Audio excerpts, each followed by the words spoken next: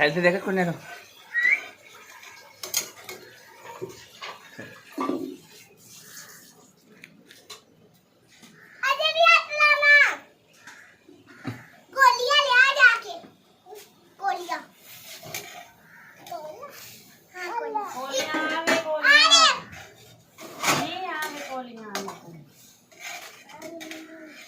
की करनी कोलियां फड़ ले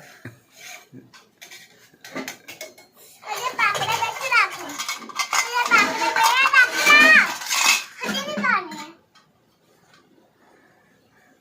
मम चाची कच्चे पापड़े पे के पक्के पान खा ला